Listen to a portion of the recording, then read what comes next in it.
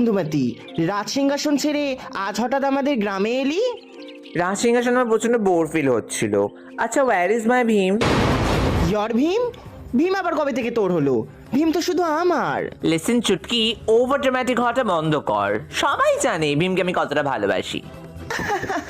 হাসালি বড়, সারা গ্রাম জানে ভীমকে শুধু ভালোবাসে।